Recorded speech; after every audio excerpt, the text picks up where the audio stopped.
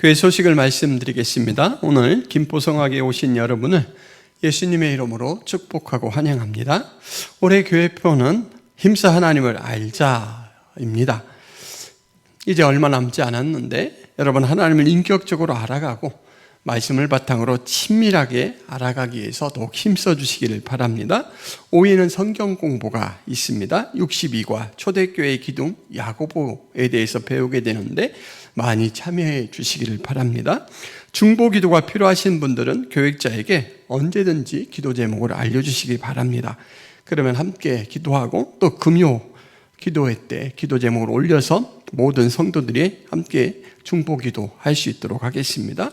연말 기부금 영수증이 필요하신 분은 미리미리 말씀해 주시기를 바랍니다. 하반기 노방전도는 날씨가 추워진 관계로 방학합니다. 봄에 다시 시작하도록 하겠습니다. 12월 10일 수요 예배가 7시 30분에 있고 금요 기도회가 12월 12일 금요일에 있습니다. 퀼트 모임이 13일 토요일에 있습니다. 그리고 준비란에 보면 성탄절이 목요일인데 또 주님께서 오신 날, 하나님께서 우리 구원을 위해서 이 역사에 아주 중요한 의미를 두신 날을 기억하면서 하나님 앞에 영광을 돌리고 감사할 수 있기를 바랍니다. 후원하는 선교사님 김경민, 목향이 선교사님 위해서 기도해 주시기 바랍니다. 이상입니다. 또 예수께서 건너편 가다라 지방에 가심에 귀신 들린 자 둘이 무덤 사이에서 나와 예수를 만나니 그들은 몹시 사나워 아무도 그 길로 지나갈 수 없을 지경이더라. 이에 그들이 소리질러 이르되 하나님의 아들이여, 우리가 당신과 무슨 상관이 있나이까? 때가 이르기 전에 우리를 괴롭게 하려고 여기 오셨나이까 하더니 마침 멀리서 많은 돼지떼가 먹고 있는지라.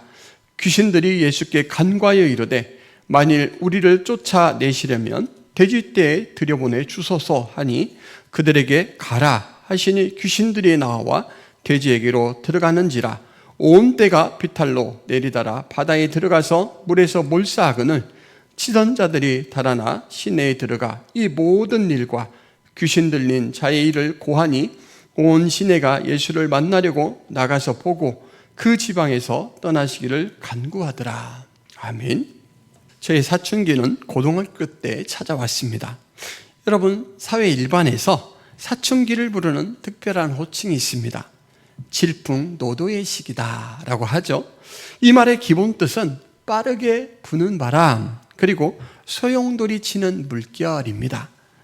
사춘기 시기에는 감정 기복이 심하고 그리고 행동을 충동적으로 한다라고 하죠.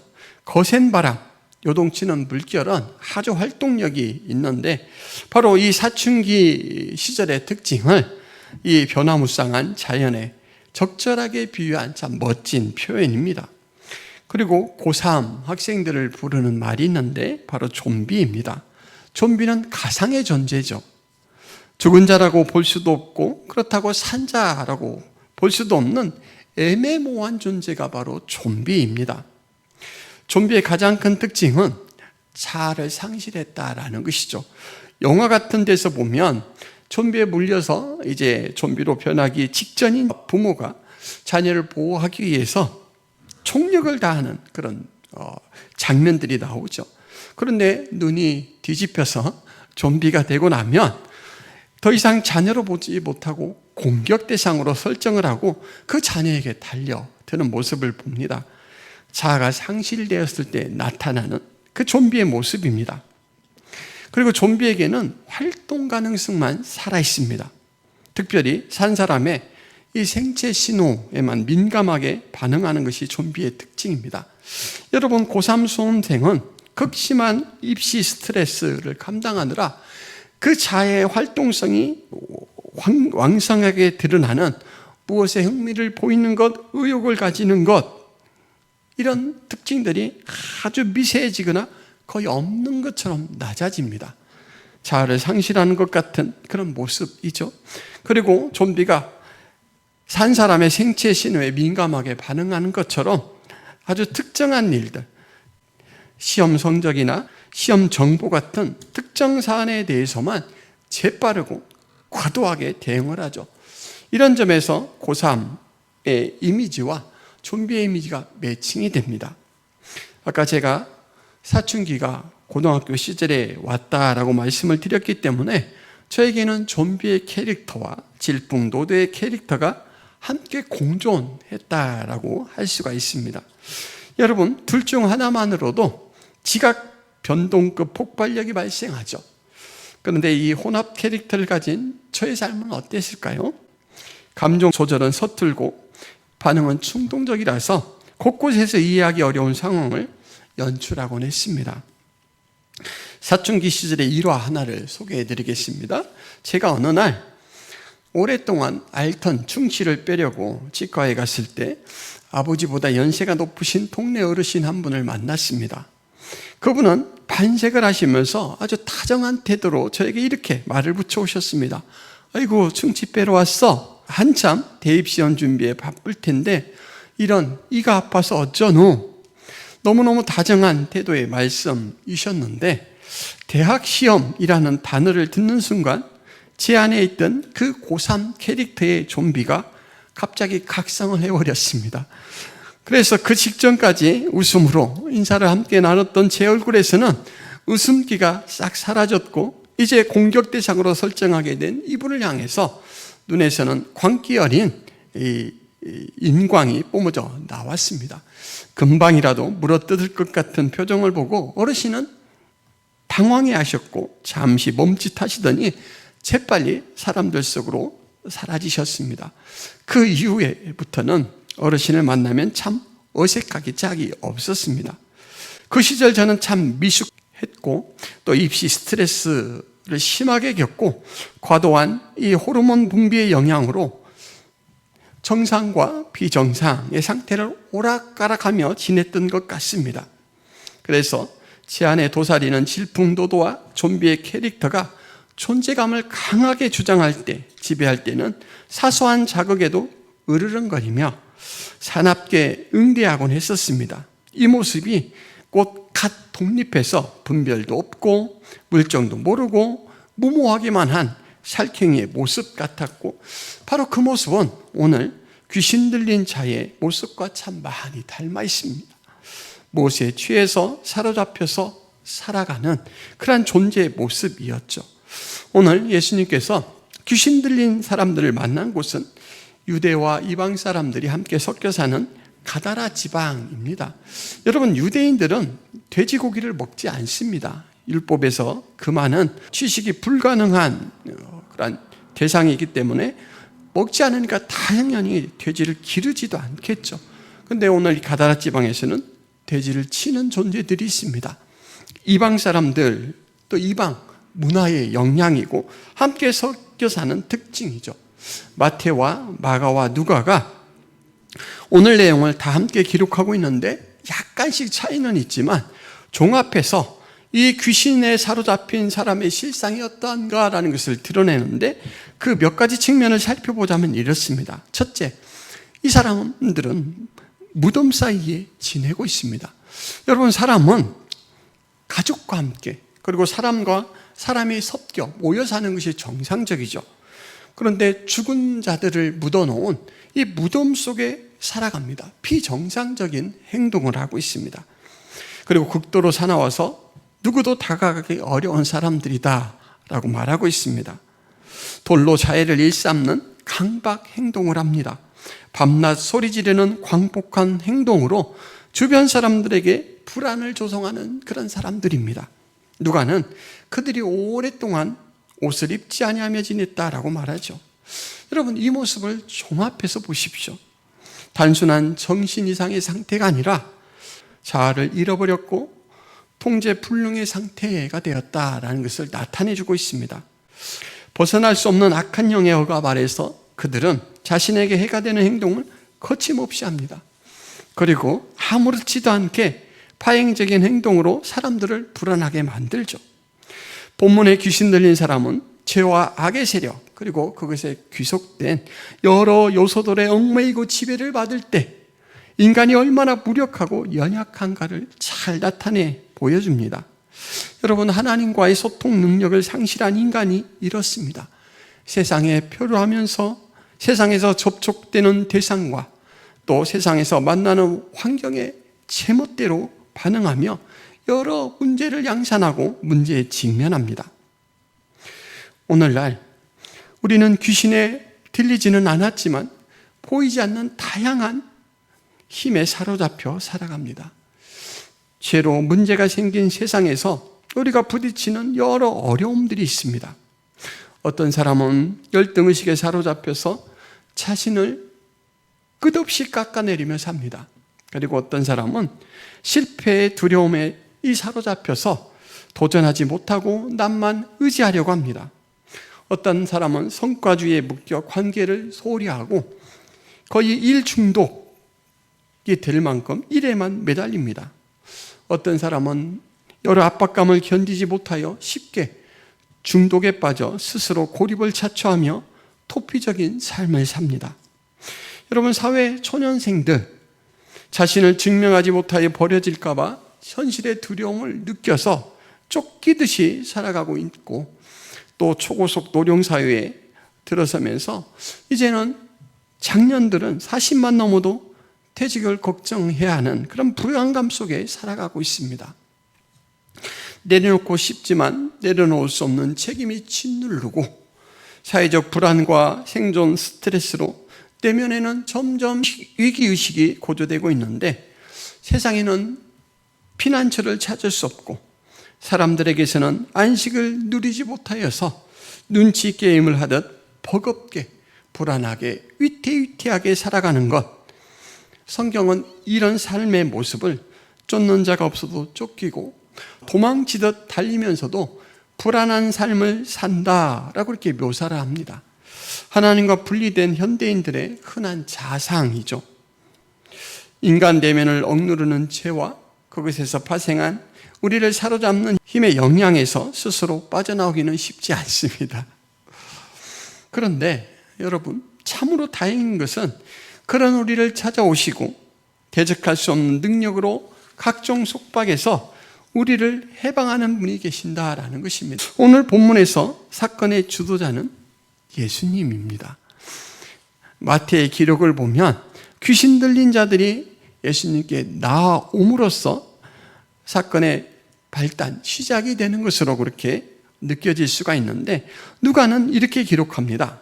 이는 예수께서 이미 더러운 귀신을 명하사 그 사람에게서 나오라 하셨습니다.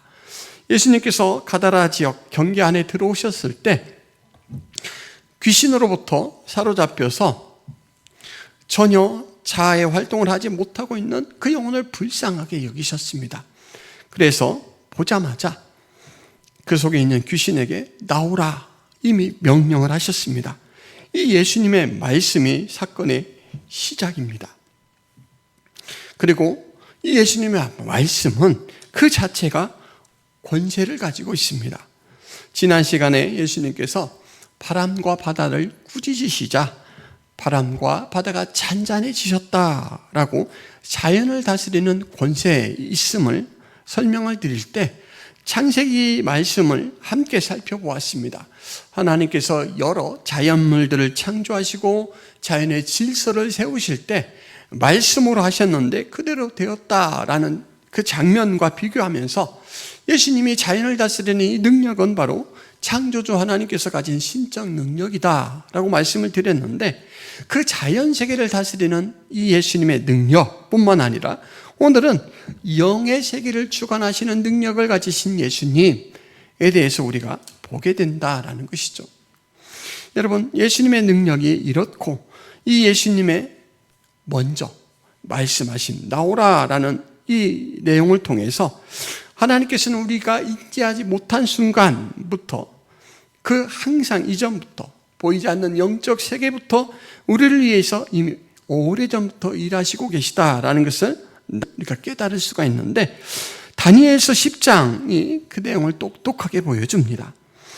다니엘 10장 12절 14절 말씀을 제가 읽어드리면, 다니엘아 두려워하지 말라. 내가 깨달으려 하여 내 하나님 앞에 스스로 겸비하게 하기로 결심하던 첫날부터 내 말이 응답받았으므로 내가 내 말로 말미암아 왔느니라.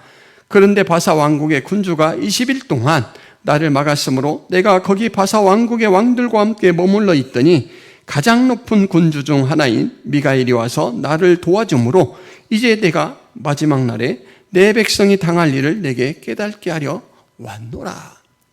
여러분, 다니엘이 하나님의 말씀 앞에 매어 살면서 그 자신과 나라의 운명에 대해서 생각을 하면서 이제 하나님께서 이끌어 가시는 이 역사에 대해서 좀 더 알고자 하나님 앞에 기도를 시작합니다. 그런데 이 다니엘을 찾아온 가브리엘 천사가 뭐라고 이야기하냐면, 내가 깨달으려 하여 내 하나님 앞에 스스로 겸비하기를 결심하던 첫날부터 내 말이 응답받았다라고 말합니다. 다니엘은 21일 동안 기도한 후에야 가브리엘 천사를 만났는데, 놀랍게도 가브리엘 천사는 내가 기도하려고 결심하는 그 순간, 그때 하나님은 내게 이미 응답하셨다. 인지는 21일 후에 하고 있지만 하나님은 보이지 않는 그 역사의 뒤안편에서 이미 응답하시고 다니엘을 위해서 가브리엘을 파송하셨다라는 것을 드러내주고 있습니다. 가브리엘은 다니엘에게 찾아오다가 저항을 받아서 한동안 나오지 못했고, 이제 미가엘이 와서 도와줘서 오려고 했던 목적지까지 왔다라고 이렇게 말합니다. 막혀서 그 응답 사실은 늦게 확인하게 됐지만 하나님은 이미 역사하고 계셨다라는 것을 드러내주는 장면입니다. 여러분, 하나님이 이렇게 우리를 위해서 열심을 가지고 일하신다라는 것을 여러분들은 믿으시기 바랍니다. 김포 성화교회를 이곳에 세우기로 작정하신 분, 오래전부터 준비하셨고 여러분들을 이곳에 초청하셨고 이곳에서 하나님의 백성으로 함께 모여 예배하게 하셨고 또 한 사명을 위해서 함께 무릎 꿇고 기도하고 협력하게 하였습니다. 교회뿐만 아니라 한 사람 한 사람, 여러분 각자에게 하나님은 그렇게 일하십니다. 보이지 않는 오래전부터 여러분들의 구원을 위하여, 여러분들의 사명을 위하여 하나님은 준비해 오셨고, 사람을 통하여 여러 가지 환경과 사건들을 통하여 여러분들을 인도해 오고 계신다라는 것입니다. 하나님의 주관을 받으시는 참으로 놀라운 하나님의 백성, 하나님의 사랑의 대상이 바로 여러분들이시다라는 것입니다. 그리고 오늘 말씀에서는 이 구원을 위해서 일하시는 분이 예수님으로 이렇게 명시되고 있지만, 사실 우리 구원과 인간 역사에 전적으로 일하시는 분은 바로 삼위 하나님이십니다. 성부 하나님은 정하신 때 아들을 이 땅에 보내셨습니다. 성자 예수님은 오늘 사건으로 보자면 말씀으로 악한 영들을 쫓으셨습니다. 그리고 성령 하나님은 해방된 자 안에 새 질서를 창조하셨습니다. 그 결과 귀신 들렸던 그 사람은 정신이 온전해져서 옷을 입고 예수의 발치에 앉아서 천국 진리의 말씀을 선포하시는 그 예수님의 계시에 주목하고 있습니다. 여러분, 정신이 돌아왔고 옷을 입었다라는 것은 이제는 분별이 생겼다라는 것이고, 인간 사회 속에서 함께 관계를 맺고 사는 사람으로 회복되었다라는 것이죠. 이렇게 삼위 하나님의 협력적 역사를 통해서 잃어버렸던 한 영혼이 다시금 회복되고 예배하는 자로 서게 되었다라는 것입니다. 이 외적 변화는 내면의 정체성과 질서가 회복되었다라는 확실한 증거이죠. 예수님은 자연과 귀신을 굴복시키는, 자연과 영의 세계를 주관하시는 능력이 있는 분이라면 우리가 참으로 신뢰할 만한 대상이 아닌가? 여러분, 예수님을 그런 신뢰할 만한 대상으로 믿으시기 바랍니다. 그리고 믿는다라는 것은 여러분, 예수님이 나를 도와줄 수 있는 분이다 정도로 인지하고 그를 찾는 것이 아닙니다. 세상에 많은 사람들이 예수님을 그냥 삶의 조력자쯤으로 여기는데, 마음의 불안을 다스려 주시는 분, 병을 치료해 주시는 분, 생계를 해결해 주시는 분, 내 품격을 올려주시는 분 정도로 이렇게 생각하고 그 정도의 이제 의지를 하고 인정을 하는데, 예수님은 단순한 도우미가 아닙니다. 예수님은 우리의 삶을 다스리는 왕이십니다. 사도행전 2장 36절에 그런즉 이스라엘 온 집은 확실히 알지니 너희가 십자가에 못 박은 이 예수를 하나님은 주와 그리스도가 되게 하셨느니라. 예수님이 어떤 분인가 라는 것을 규정해 주신 분은 하나님이다 라고 말씀하시면서 바로 예수 그리스도는 주인이죠. 그리고 그리스도, 구원자로 그렇게 하나님이 정하셨다 이렇게 말합니다. 나의 주. 다윗은 하나님에 대해서 나의 주, 나의 왕, 나의 하나님 이렇게 고백했는데 바로 그 예수님께서 이 땅에 나의 주로, 나의 왕으로 오셨다라는 것을 성경은 알려주고 계시다라는 것이죠.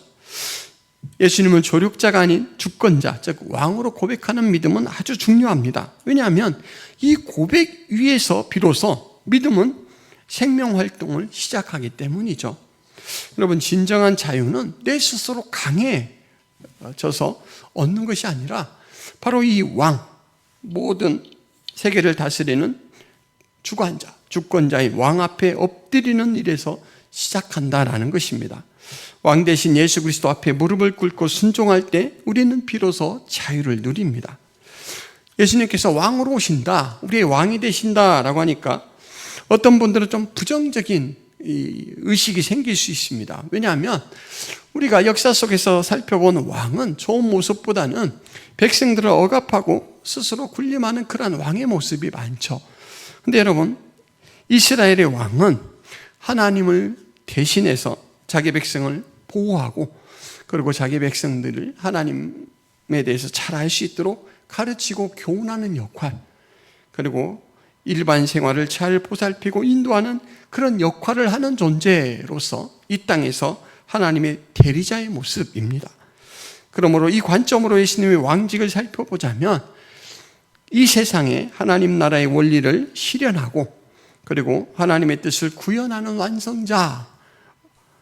그래서 성경은 두 번째 아담, 첫 번째 아담이 실패한 순종을 완성해서 그 백성을 오롯이 하나님 앞으로, 하나님 나라로 인도하는 존재로 그렇게 묘사를 하고 있습니다.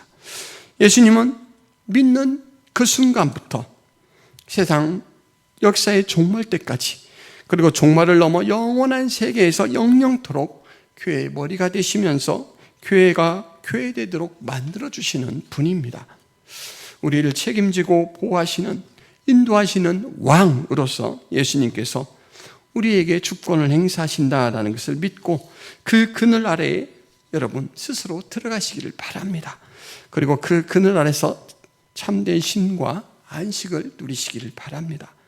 복음은 마음의 위로를 주는 그런 부분적인 은혜가 아니고 그런 혜택이 아니고 바로 우리의 삶의 전부를 변화시키는 실제적인 능력입니다. 복음은 우리의 감정, 생각, 습관, 무의식까지 묻고 있는 모든 왜곡된 사실을 예수 그리스도의 권세 안에서 끊어냅니다. 그러므로 여러분, 내 스스로 제어할 수 없었던 감정들, 반복되는 이 중독 내면의 수치와 무가치함을 그 모든 것들을 예수님께 맡길 수 있기를 바랍니다. 전도 폭발에 보면 의자예화라는 것이 나옵니다. 아주 지치고 힘든 사람이 편히 쉴 수 있는 그 의자 하나를 놓고 전도자가 전도 대상자에게 이렇게 묻습니다. 여기에 의자 앉으면 내가 당장 편해질 것을 믿으시죠? 의자에 앉아본 경험이 있는 사람이 대답하죠. 아이, 그럼요. 의자는 그런 기능으로 만들었지 않습니까? 맞습니다. 그것을 인정하는 것, 그리고 공감하는 것만 하고 만약에 의자에 앉지 않는다면 어떨까요? 아이, 그야 당연히 쉼을 얻을 수가 없죠. 편안함을 얻을 수가 없죠. 맞습니다. 마찬가지입니다. 예수님이 어떤 분인가를 지식적으로 알고 공감하는 정도는 우리에게 참 평안이나 안식을 주는 믿음이 아니고 나와 나의 모든 문제를 예수님께 맡길 때 비로소 의자에 앉은 사람에게 편안함과 안식의 혜택이 오는 것처럼 그런 믿음으로 반응할 때, 나 자신을 예수님께 주고 맡길 때 우리에게는 참된 안정, 영생이 선물로 주어지고 그 결과 마음의 평안과 참된 구원의 확신이 주어집니다. 그것을 누리게 됩니다 라고 이렇게 설명을 합니다. 마찬가지입니다, 여러분. 제가 오늘 여러분들에게 도전합니다. 여러분들이 예수님을 부분적으로 도울 수 있는 존재로 믿는다면 늘 여러분들의 삶의 주관은 여러분들에게 있는 것으로 생각하고 사는 것입니다. 그러나 예수님은 내가 너의 왕으로 왔다, 내가 너의 주인으로 왔다, 나에게 맡겨다오, 내가 너를 인도하겠다, 너를 보호하겠다, 너를 하나님을 아는 존재로 가르치겠다, 이렇게 말씀하십니다. 그 예수님 앞에 참되게 맡기고 참된 평안과 안식을 얻을 수 있기를 바랍니다. 여러분, 오늘 말씀의 마지막 부분은 이런 내용으로 끝납니다. 해방된 사람, 그리고 그 사람에게서 나간 귀신이 돼지떼에 들어가서 돼지가 다 바다에 달려들어 물에 빠져 몰산 그 내용을 이제 도시에 들어가서 목격자들이 도시에 있는 사람들에게 전합니다. 그 말씀이 33절, 34절에 있죠. 치던 자들이 달아나 시내에 들어가 이 모든 일과 귀신 들린 자의 일을 고하니 온 시내가 예수를 만나려고 나가서 보고 그 지방에서 떠나시기를 간구하더라. 여러분, 참으로 큰 일이 일어났습니다. 그 보고를 현장에 있지 않던 시내 사람들이 들었습니다. 그들은 친히 예수님이 어떤 분인가를 찾아가 만났죠. 그러나 그 현장에서 예수님을 만나보고 그들에게 각인된 사건은 무엇이냐면 큰 돼지떼가 한꺼번에 몰살당했다. 그래서 이 지역에 큰 손해가 났다라는 것입니다. 자아를 상실했던 사람이 이제는 정신이 온전해져서 옷을 입고 질서가 회복된 상태로 예수님의 발치에 생명의 복음에 귀 기울이고 있다. 한 사람의 이 본질이 회복되었다라는 것은 별로 안중에 없고 경제적 손실에만 그들의 관심이 기울어져 있습니다. 그래서 그들이 내린 선택은 뭐냐면, 예수님, 우리 지역에서는 좀 활동하지 마시고 떠나시죠. 그것이 저희에게 편하겠습니다. 바로 능력자로서 사랑하는 대상들을 위해서 모든 수고와 헌신을 아끼지 않는 구원자를 스스로 외면하고 밀어내는 그런 선택을 하고 있는 모습입니다. 이런 모습으로 결론을 내고 있다는 것은 참 의미심장합니다. 오늘날 많은 사람들이 예수님을 피상적으로 믿다가 진정한 선택에서는 외면을 하거나 밀어내는 그런 일들이 참 많이 있습니다. 여러분, 예수님과 함께할 때 때로는 불편이 따르고 때로는 손해도 있습니다. 그러나 궁극적으로 예수님과 동행하는 것은 언제나 참 유익이다라는 것을 여러분 말씀으로 확인시켜 드립니다. 디모데후서 1장 10절 말씀에 보면, 이제는 우리 구주 예수 그리스도 예수의 나타나심으로 말미암아 나타났으니 그는 사망을 패하시고 복음으로써 생명과 썩지 아니할 것을 드러내신지라. 예수님은 생명을 드러내는 분이십니다. 예수님은 썩지 아니할 것을 드러내시는 분입니다. 썩지 아니할 것, 이것은 하나님 앞에 참된 영광스러움이죠. 예수님은 생명을 드러내어 생명을 얻게 만드시는 분이고, 하나님의 영광을 드러내어서 하나님의 영광스러운 존재로 거듭나게 해주시는 분이다라는 것이죠. 잠깐 세상에서 커 보이는 경제적 손해를 보게 하는 일, 여러분, 예수님이 드러내서 얻게 하는 것에 비하면 얼마나 사소한 것입니까? 참된 유익에 관심을 두고 관점을 바로 세울 수 있는 여러분들이 되기를 바랍니다. 귀신의 지배에서 벗어나고 해방된 사람이 예수님 앞에 나와서 예수님과 함께 있기를 청합니다. 38절에 귀신 나간 사람이 함께 있기를 구하였으나 예수께서 그를 보내시며 이르시되 집으로 돌아가라.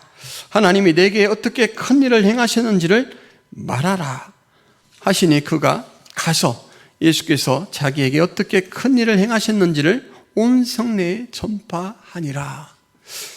회복이 끝이 아닙니다. 새롭게 거듭나는 은혜로 끝을 맺지 아니하시고, 이제는 은혜를 받아서 새로운 시각이 생겼으면, 예수님에 대해서 새로운 인지가 생겼으면 이제는 너와 같은 거듭나기 전에 너와 같은 모습을 가지고 있는 자들에게로 가라. 이제는 내가 그들을 깨우라. 그들에게 전하라 라고 회복이 끝이 아니라 사명의 시작이다 라는 것을 이 사건의 종결에서 보여주고 있습니다. 진정으로 자유로운 자는 세상 속으로 복음을 들고 나아가는 자입니다. 말씀을 마치면서 잠깐 핵심 요약을 하자면, 여러분, 예수님은 죄와 악에 사로잡힌 자를 해방하십니다. 그리고 이 해방은 삼위 하나님의 전적인 은혜입니다. 복음은 실제적인 능력이고 삶 전반의 변화를 일으키는 은혜다. 또 예수님을 도우미가 아닌 왕으로 신뢰해야 한다라는 말씀, 그리고 해방된 자는 곧 파송된 자이다 라는 이 사실을 이 본문을 통해서 우리가 다시 한번 확인했습니다. 그러한 인지와 능력을 가지고 살아갈 수 있기를 바랍니다. 기도합니다. 하나님, 귀신의 지배를 받던 자가 예수 그리스도를 통하여 해방되고 자유로워지는 사건을 통하여 예수님께서는 자연을 주관하시는 분, 영의 세계를 주관하시는 분, 그래서 참으로 신뢰할 만한 분이다 라는 사실을 저희들이 다시 한번 확인합니다. 그분이 극복할 수 없는 많은 것들에 사로잡혀 사는 인생에 찾아오셔서 그 능력으로 벗어나게 하시고 이제는 하늘 소망을 바라보고 살 수 있도록 우리를 지금도 이끄시고 우리의 삶을 주관하신다라는 것을 확인하며 감사를 드립니다. 하나님, 그 사실, 그 은혜를 맛보고 아는 자로서 이제는 어둠의 세상 가운데 들어가서 빛을 비추는 그 사명을 잘 감당할 수 있도록 도와주옵소서. 파송받은 자의 사명을 오롯이 감당하며 우리 하나님의 영광을 드러내는 삶을 살게 하여 주옵소서. 예수 그리스도의 이름으로 기도드리옵나이다. 아멘.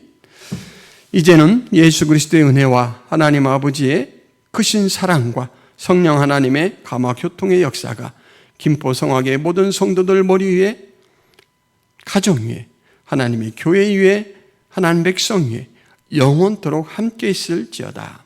아멘.